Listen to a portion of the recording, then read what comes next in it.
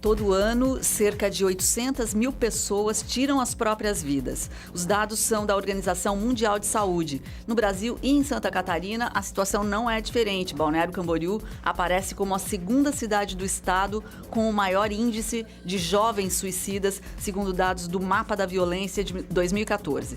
Diante dessa situação, um estudo realizado pelo Núcleo de Pesquisas e Extensão do curso de Direito da Univale, em parceria com o CVV e o Instituto Geral de Perícia, pretende traçar o perfil do jovem suicida de Balneário Camboriú. E é sobre isso que nós vamos conversar no Viva Voz de hoje, que já está no ar pela rádio e também pela TV Univale. Hoje quem me acompanha é a acadêmica de jornalismo, Luana Morim. Oi, Luana. Boa tarde, Liz, e boa tarde para você que está nos acompanhando pela rádio e também pela TV Univale. Lembrando que você pode participar do nosso programa através das nossas redes sociais. O nosso Facebook é o facebook.com/VivaVozUnivale e o nosso Instagram é o @VivaVozUnivale.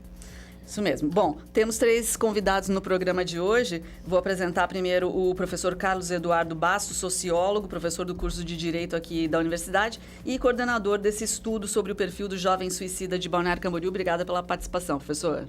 Boa tarde, Rádio Univale. Boa tarde a todos. É um prazer estar aqui para poder esclarecer um pouco do nosso trabalho quanto à temática do suicídio na cidade de Balneário Camboriú.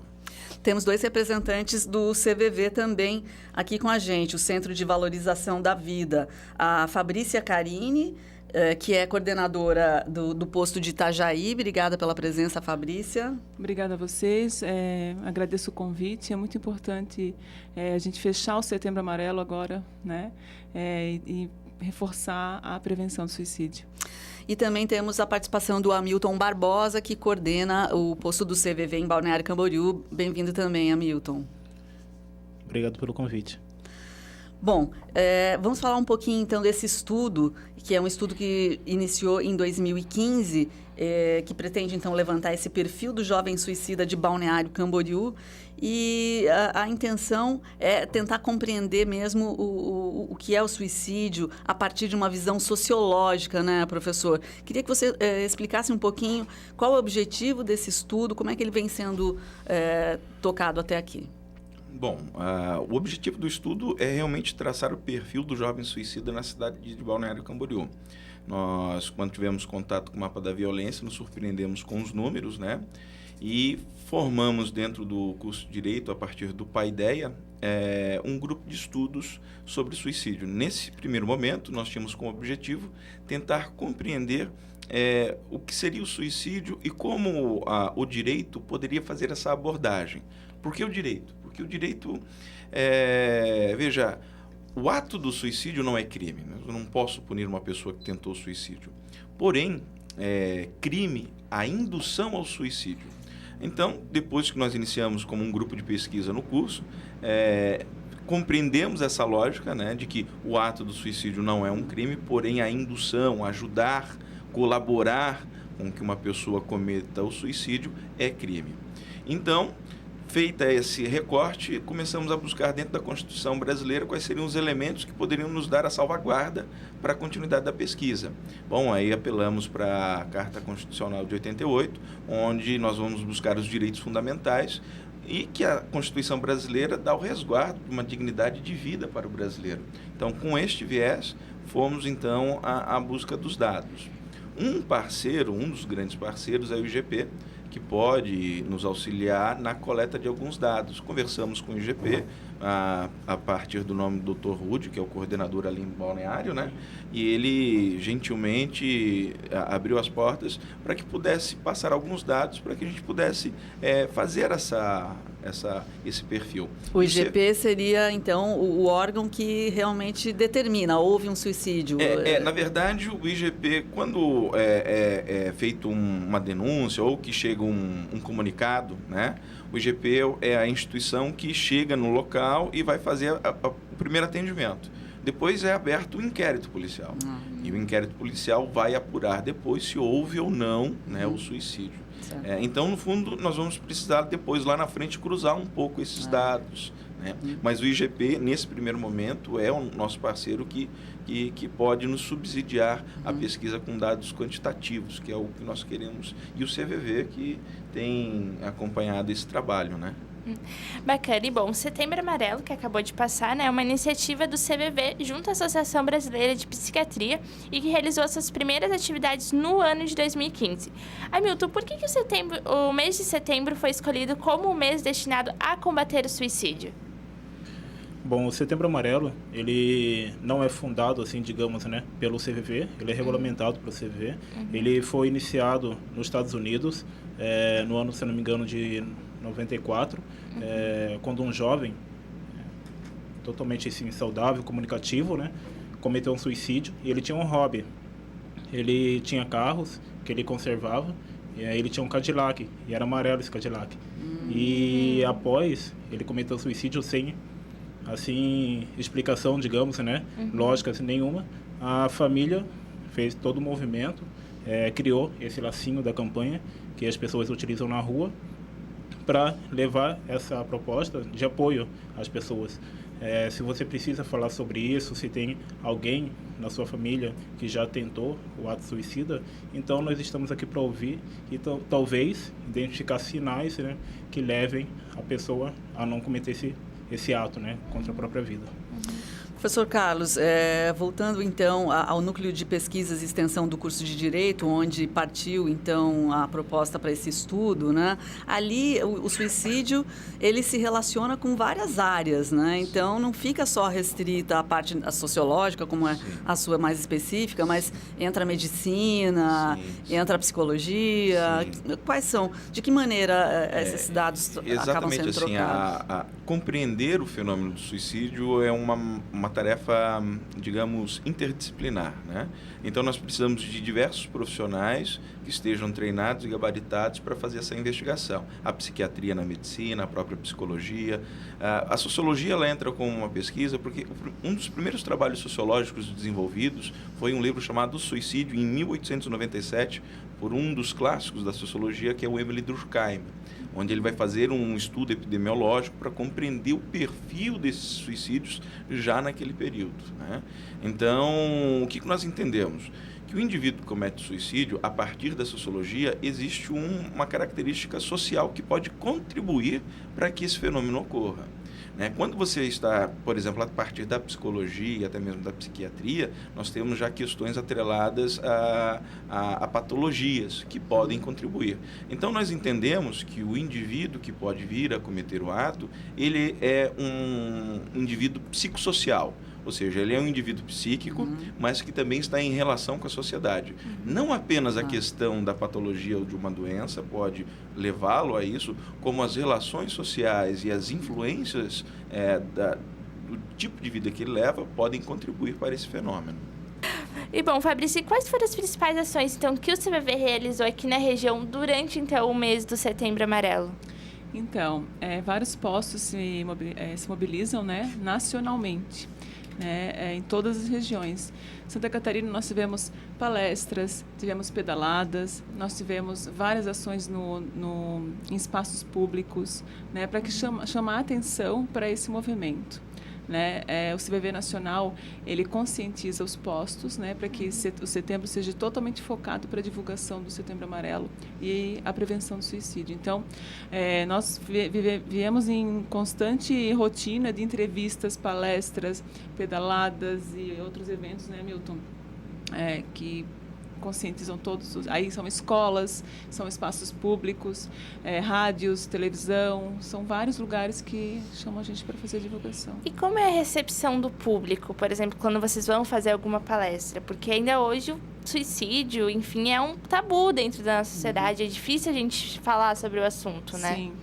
Desde 2015 tem mudado bastante esse perfil de falar sobre o suicídio, né?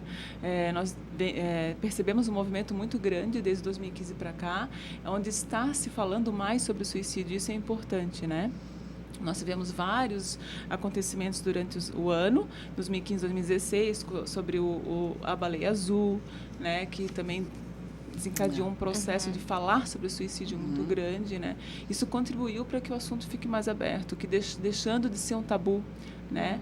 Nós temos reforçado bastante essa ideia de que falar sobre o suicídio é muito importante, né? A gente sabe que consegue ali desenvolver várias teorias, né? Vários trabalhos, vários projetos para que consiga se prevenir, né? Para que não chegue ao ato do suicídio. De que forma o estudo já está trabalhando com as informações, as vivências que o CVV traz? Professor e Hamilton, enfim, quem puder responder um pouco sobre a relação desse estudo que quer traçar o perfil do suicida, o jovem suicida, né, em Balneário Camboriú, de que maneira o CVV pode contribuir para que se possa chegar a esse perfil? Na minha opinião, o CVV ele é de suma importância na captação e no atendimento direto àquela pessoa que de algum modo está sofrendo. De fato, falar é sempre a melhor solução. E aí você toca a questão do preconceito, né, do falar, da atitude.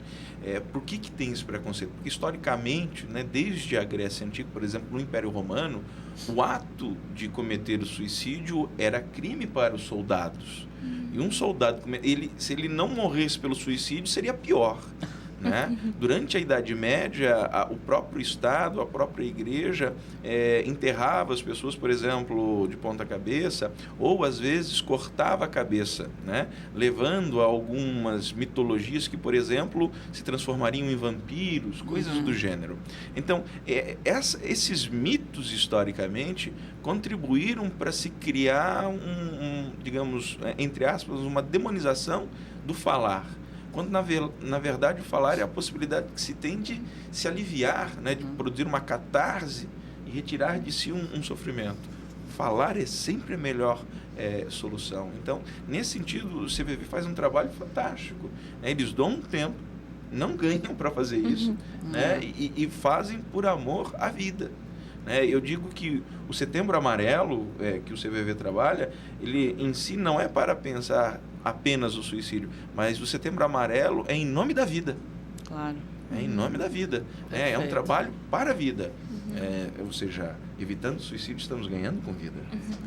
Hamilton, fala um pouquinho, então, para quem não conhece ainda. Acho que todo mundo já sabe, mas, enfim, é sempre bom reforçar. Fala um pouquinho do trabalho do CVV para a gente, então.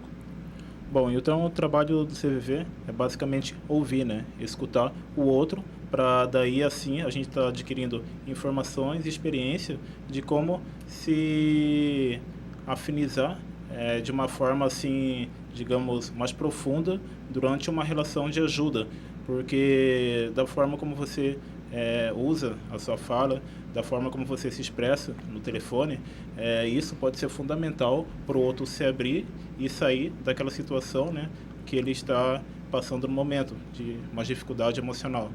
E também é importante a gente estar compreendendo o ponto de fala da pessoa, porque isso também já remete, se ela tem interesse, né, intenção de cometer algo naquele momento ou mais futuramente. Então, assim, a gente Vocês já percebem se há uma possibilidade de suicídio na fala da pessoa. Isso. E daí a gente, né, vai, digamos, modelando, conversando, né, para que ela consiga expor, como o professor falou, né, colocar para fora tudo isso que está passando e, assim, gerar essa autorreflexão dentro dela mesma e digamos, reduzir um pouco esse copo que está quase transbordando, né?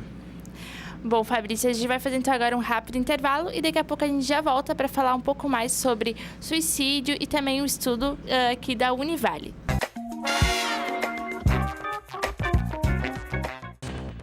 Já estamos de volta, estamos conversando sobre suicídio no programa de hoje. Os nossos convidados, o professor Carlos Eduardo Bastos, professor aqui da Univale, e também dois integrantes do CVV, o Hamilton Barbosa e a Fabrícia Carini.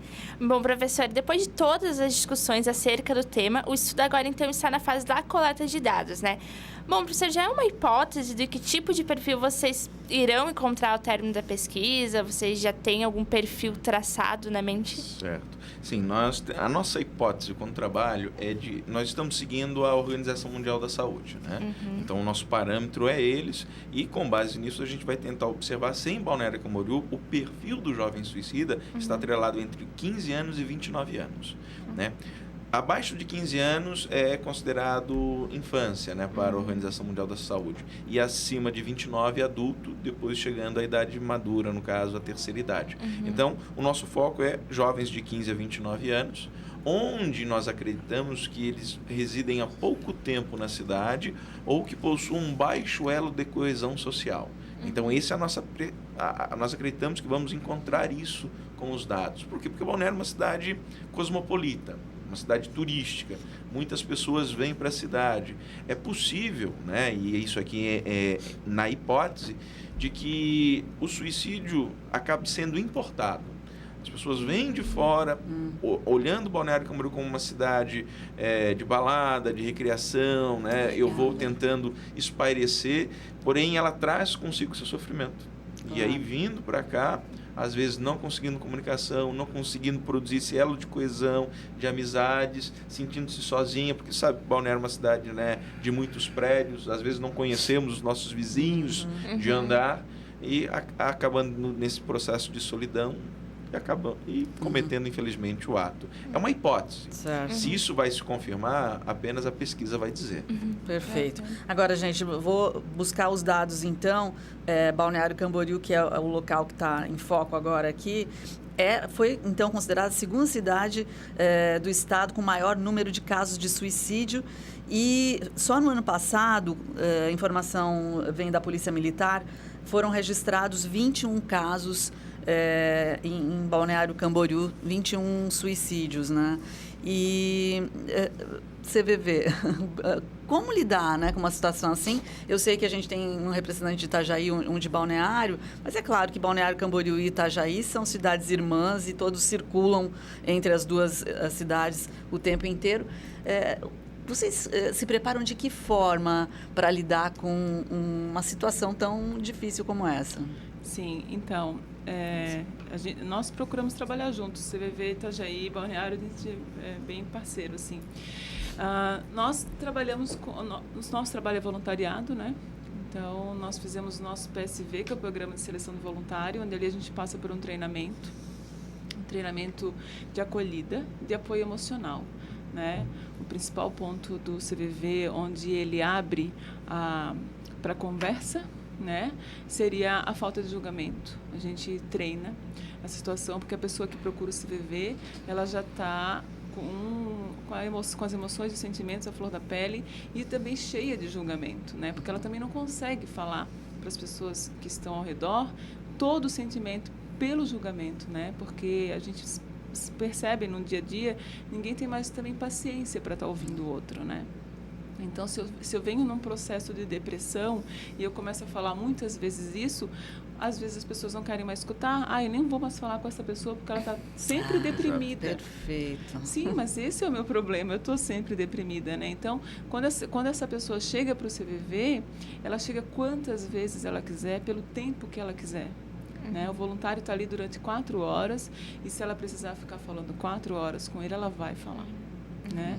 Então, ele está ali para ouvir todo o sentimento que ele tem para compartilhar, independente do sentimento, independente do momento dele, né? Às vezes a gente fala assim, as pessoas procuram só para falar desgraça, sofrimento, às vezes não. Às vezes também vão compartilhar alguns momentos de felicidade que não podem falar. Isso é que não é pior. Tem quem ouça. E isso que a gente, às vezes, chama atenção. Né? Eu já fiz alguns atendimentos assim, as pessoas falaram, a dizerem coisas que é bom positivo. E não pode, é positivo e não pode falar. Né? Por causa de religião, por causa de vários fatores e preconceito. Exato. Né? E isso também desencadeia um processo de tristeza. Isso que ela está falando é fantástico, porque na sociologia, por exemplo, em Emile Durkheim, o que ele entende? Que a desagregação social e a sociedade contemporânea, que é uma sociedade necessariamente muito veloz, né? A individualidade pode se transformar numa patologia que pode nos levar ao cometimento. Então, esse trabalho do diálogo, de emprestar um par de ouvidos, né? Porque as nossas dores são gigantescas, e elas sempre são gigantescas porque são nossas. Claro. Mas a pergunta e a dor do outro também deve tentar ser mensurada. Exatamente. E a empatia, ela nasce desse momento, dessa troca, né? Não só você dar um tapinha nas costas, olha, eu tô contigo. Não, realmente eu tenho que estar aqui, eu tenho que trocar de lugar. né? Eu tenho que saber o que está passando dentro daquele indivíduo e realmente sentir que eu posso estar tirando dele o que está incomodando, né? Então, o CVV, a gente trabalha o princípio básico de não julgar, né? Isso é maravilhoso, porque essa proposta de vida a gente leva para a nossa vida também, como voluntário. Muito legal. E bom, professor, segundo o último levantamento feito pelo Ministério da Saúde durante o Setembro Amarelo, mostrou que o número de suicídios registrados no país aumentou em 12% entre os anos de 2011 e 2015. O mesmo levantamento apontou o suicídio como a quarta maior causa de mortes de jovens entre 15 e 29 anos. Professor, na sua opinião, quais seriam então as principais causas que levaram o país a ter este aumento?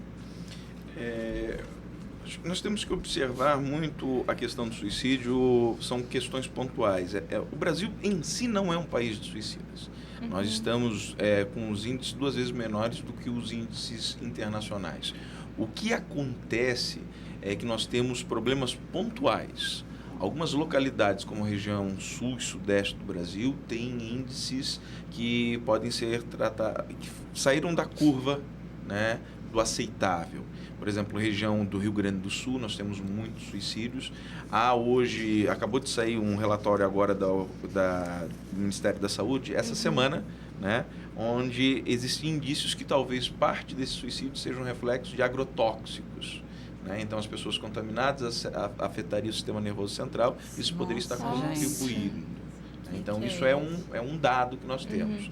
Né? Então, um outro dado que é preocupante para nós, veja, os jovens estão se suicidando, mas os jovens urbanos comparado aos jovens indígenas é muito menos. Os jovens indígenas estão chegando a 15, às vezes, suicídios para cada 100 mil habitantes.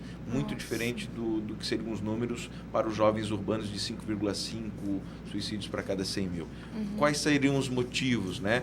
Muitas vezes a questão cultural que estaria sendo diminuída, né? O avanço nas terras indígenas, a descaracterização de suas culturas, de suas práticas, de não enxergar mais nas práticas culturais a possibilidade da manutenção do seu modus operandi de vida.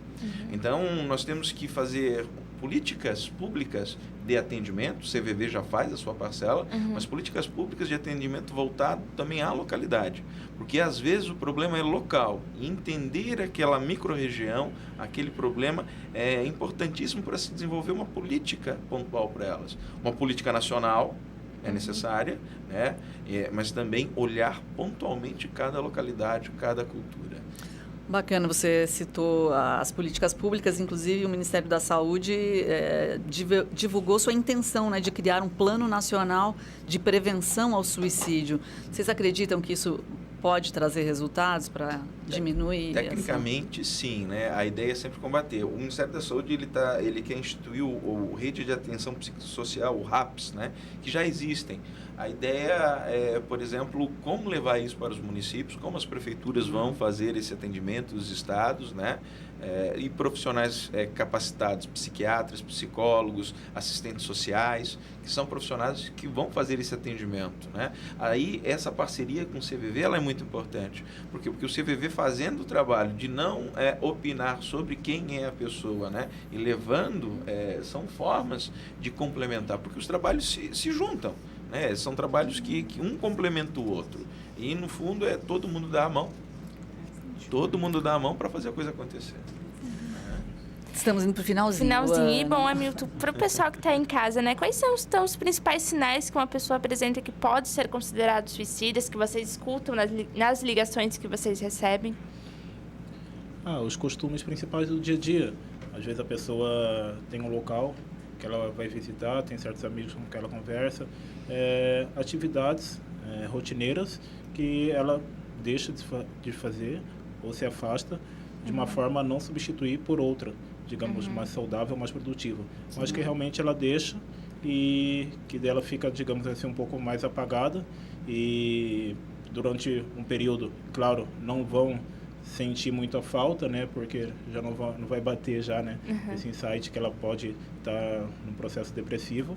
E é legal que a família, né, esteja próxima, acompanhando. Pode ser de alguma patologia que ela tenha recente, pode ter havido recente, assim, não exatamente algo relacionado à psíquica, Mas Um forte estresse, né? Às vezes um forte sentimento de estresse pode contribuir. Desencadear. Eu acho que uma das formas que a gente tem que observar também são as atitudes extremadas, né? Cada indivíduo tem uma identidade sua, tem um perfil, um modo de ser. Algumas pessoas são mais quietinhas, outras pessoas são mais espontâneas, mas é importante a gente tentar, às vezes, observar, sem fazer alardes, né? Extremos. Pessoas muito fechadas. Pessoas muito alegres. Principalmente as alegres demais. É porque ninguém consegue ser alegre o tempo todo, por tanto tempo. E aí o que acontece, a questão do jovem que inaugura a possibilidade do Setembro Amarelo. Era um menino muito alegre, muito feliz. E quando uma pessoa nesse perfil acaba cometendo suicídio, é algo muito doloroso porque ninguém esperava. Claro. Né? E você não consegue identificar. Então, perceber esses perfis, né? Os bom. extremos são pesados. Importante falar sobre tudo isso, duro, né? Mas é importante. Vamos deixar os contatos do CVV? A partir do dia 30 de setembro agora, a Anatel disponibilizou um 188 para o estado de Santa Catarina também, legal. que é uma linha gratuita. Então, você pode ligar para o CVV através de 188, né? No site www.cvv.org.br. Lá também pode ser feito pelo chat e pelo Skype ainda, né, Hamilton? Ainda está operando. Fabrícia, um terceiro pode ligar para o CVV? Pode. Não a pessoa que está realmente... Sim, pode. Na verdade, quando um terceiro que você fala é a pessoa que está pedindo ajuda para alguém. Isso. Geralmente, quando acontece isso, que ele também está pedindo ajuda para ele para lidar com aquela outra pessoa, né? Entendi. Então, assim, mas ela não tem como estar falando através de um terceiro com o outro, né? A gente realmente pede para que a pessoa que está necessitando ligue, mas a gente orienta também. Ok. Né? Gente, muito obrigada. A gente precisa encerrar. Essa foi a Fabrícia Carini, que é coordenadora do posto do CVV em Itajaí. Nós também conversamos com o Hamilton Barbosa, coordenador em Balneário Camboriú, e também conversamos com o professor Carlos Eduardo Bastos, professor que está conduzindo, então, essa pesquisa. Depois volta para contar os resultados para a gente, professor. Obrigada. Bom, obrigada, pessoal, e obrigada também a você que esteve nos acompanhando pela rádio, pela TV Univale, e a gente se vê no próximo programa. Até lá. Tchau.